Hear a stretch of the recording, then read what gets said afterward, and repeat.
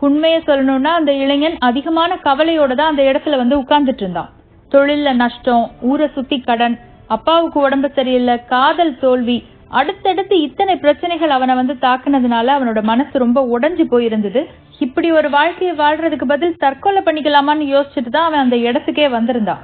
ஏதோ யோசனையோட எந்த பதிலும் சொல்லாம அந்த இளைஞன் உட்கார்ந்துட்டு இருக்கிறத பார்த்ததும் இந்த மீனவருக்கு சந்தேகம் உறுதியாயிருச்சு. இவனை இப்படியே விட்டா ஏதாவது தவறான முடிவு எடுத்துக்குவான்னு நினைச்ச அவரு அவன்கிட்ட கொஞ்சம் பேச்சு கொடுத்தாரு. ஏன் தம்பி, நீ எப்பவாவது மீன்பிடி படகுல பிரயாணிச்சிருக்கியா அப்படின்னு கேட்டாரு. அவன் இப்பவும் வாயை திறந்தெல்லாம் பதில் சொல்லல, ஆனா இல்லன்னு தலையாட்டினான். உடனே இவர் அவன்கிட்ட, அப்படின்னா ஒண்ணு பண்றியா, நான் மீன் பிடிக்கிறதுக்காகத்தான் கடலுக்கு இறங்க போறேன், நீ என் கூட வர்றியா அப்படின்னு கேட்டாரு. பொதுவா இந்த தற்கொலைங்கிறதே பிராக்ஷன் ஆஃப் செகண்ட்ல எடுக்கப்படுற ஒரு தவறான முடிவு தான்.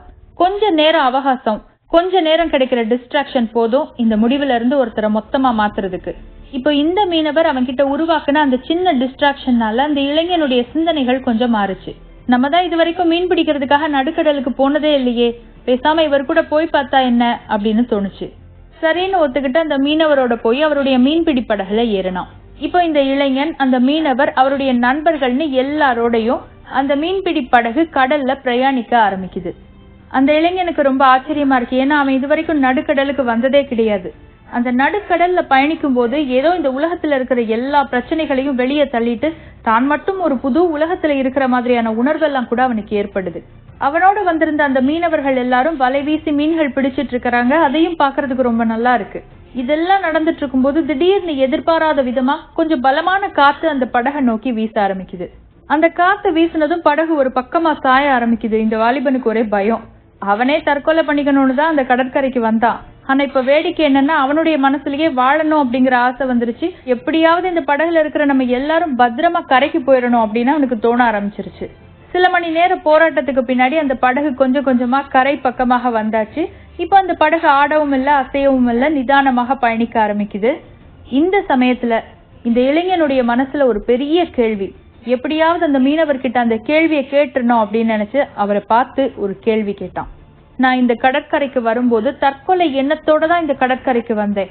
உங்க படகுல ஏறும் பொழுது கூட தற்கொலை எண்ணத்தோட தான் படகுலையே ஏறினேன். ஆனா எனக்கே அந்த புயலையும் காத்தையும் பார்த்ததும் மனசெல்லாம் பதைச்சிருச்சே. வாழ்க்கைக்காக இந்த கடலுக்கு இறங்கி இதை ஒரு தொழிலாக எடுத்துக்கொண்ட உங்களுக்கு ஏன் இந்த புயலையும் காற்றையும் பார்த்து ஒரு துளி கூட பயம் வரல? எப்படி உங்களால இந்த அளவுக்கு தைரியமாக இருக்க முடியுது அப்படின்னு கேட்டான். அந்த மீனவர் அவனுக்கு இப்ப பதில் சொல்லல. பதிலா ஒரு கேள்வி கேட்டாரு. ஏன் தம்பி, இந்த கடல்ல இருக்கிற அலையை என்னால கட்டுப்படுத்த முடியுமா? அந்த இளைஞன் சொன்னான், முடியாது. இந்த புயலையும் காற்றையும் என்னால கட்டுப்படுத்த முடியுமா? மறுபடியும் அந்த இளைஞன் சொன்னான், முடியாது.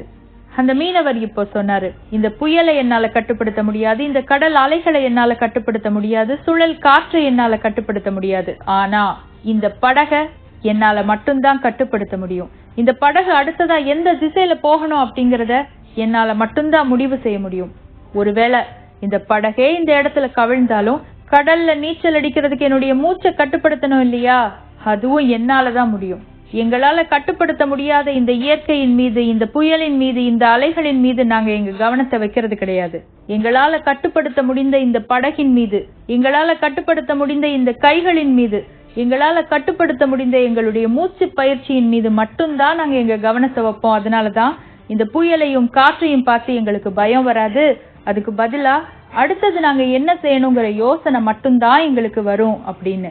அன்னைக்கு அந்த இளைஞன் அவர்கிட்ட இருந்து தன்னுடைய வாழ்க்கைக்கு தேவையான ஒரு முக்கியமான பாடத்தை கத்துக்கிட்டான்.